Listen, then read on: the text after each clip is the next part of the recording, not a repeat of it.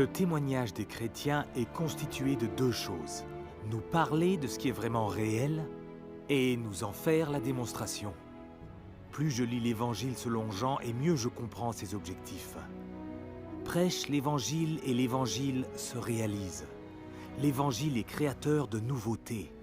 Prêchez de bonnes nouvelles et les bonnes nouvelles arrivent.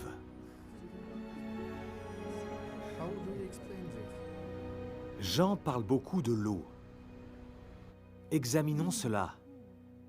Le symbole chimique de l'eau est simplement H2O. 2 atomes d'hydrogène pour 1 atome d'oxygène. 2 gaz. Si vous les mélangez ensemble, vous n'obtiendrez que du gaz.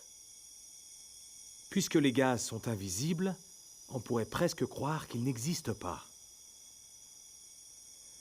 Beaucoup pensent de la même manière envers la prédication. Des paroles, rien que de l'air, et du gaz. Nous parlons de ce que les personnes non-croyantes ne peuvent pas voir. Des choses que les non-croyants ne considèrent pas comme réelles. À présent, faites une étincelle à l'intérieur de notre mélange d'hydrogène et d'oxygène, et les gaz explosent et se combinent en formant de l'eau.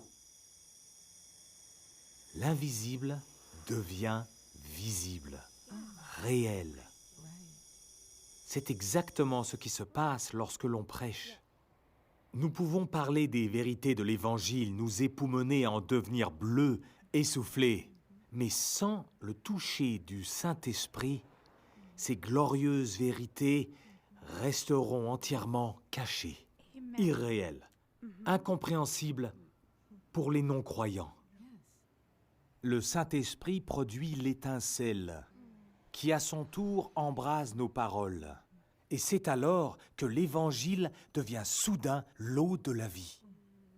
Mais l'Évangile n'a pas la puissance de changer les vies tant que nous ne le prêchons pas. Et c'est alors que, grâce à l'aide de l'Esprit de Dieu, l'Évangile devient naturellement la puissance de Dieu pour nous sauver.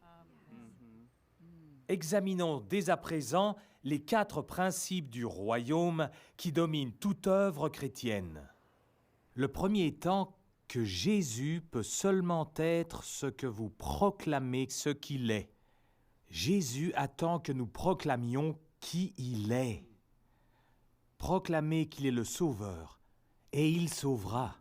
Si vous ne le faites pas, il ne pourra le faire.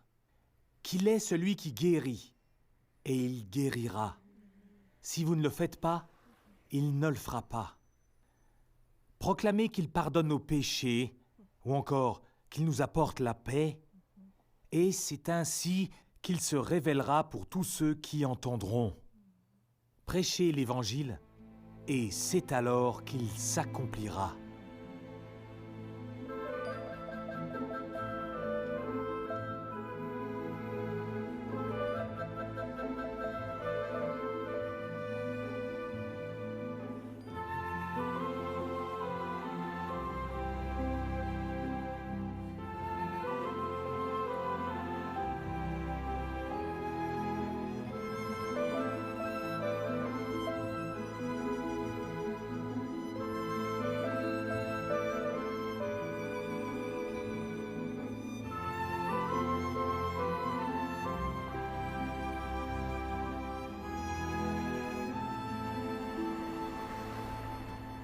Maintenant, le principe numéro 2.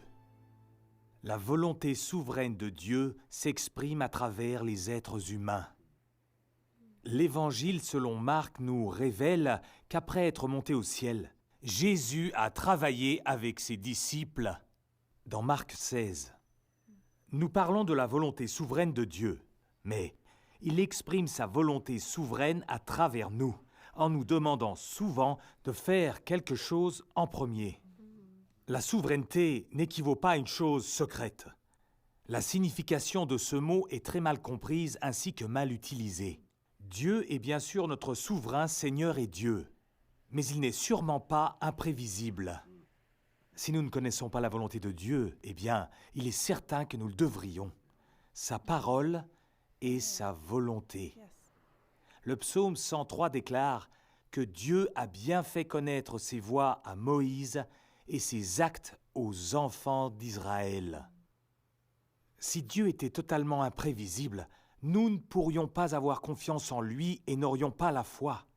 Mais nous pouvons parfaitement compter sur son caractère irréprochable, saint et divin. Dans sa souveraineté, Dieu a prévu de nous laisser notre mot à dire. Devrais-je cacher à Abraham ce que je ferai ? Demande-t-il dans la Genèse 18. Il a fait bien plus que cela. Jésus a dit « Demandez donc ce que vous voudrez, et cela vous sera accordé. » À présent, le point numéro 3. Le Seigneur travaille en fonction de l'échelle que nous employons. Notre mesure de travail est ainsi sa mesure. Pensez à la veuve et à sa jarre d'huile. Élie l'envoya chercher autant de cruches qu'elle en avait la force. Elle obéit, emprunta autant de cruches que possible et les remplit toutes jusqu'à ce qu'il n'y en ait plus. Le Seigneur a la puissance de remplir autant de cruches qu'on lui en donne. Dieu a la force de sauver autant d'âmes et de guérir autant de corps qu'on lui donne d'opportunités de sauver et de guérir. On peut avoir la perspective de son Église ou la perspective globale. Et le dernier point, le point numéro 4. Jacques nous a révélé que tout don parfait provient du Père des Lumières, chez lequel il n'y a aucune ombre de changement et aucune ombre de variation. Comme le dit la nouvelle version King James, le Seigneur ne change pas comme des ombres qui s'agitent.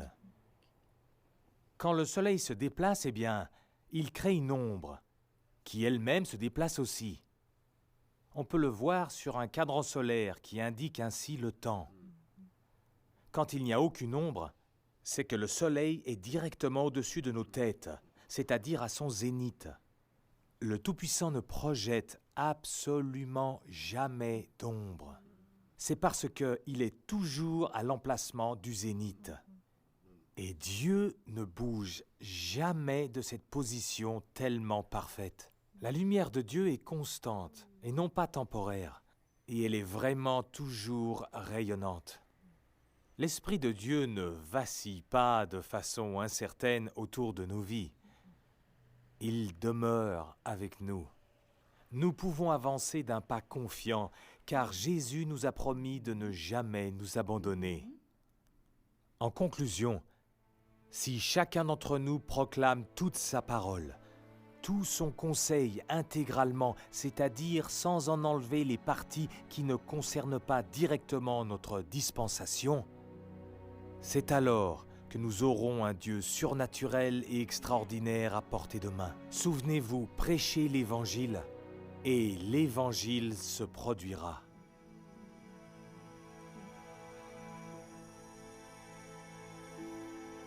When Jesus sees these people in life danger, the arm of the Lord extends. He reaches across the boiling sea. He grips those people, lifts those people, pulls them over, looks into their eyes, and says to them, because I live, you shall live also. Souvenez-vous, Dieu est avec vous autant qu'il est avec les autres. Alors, prêchez l'Évangile et l'Évangile se produira.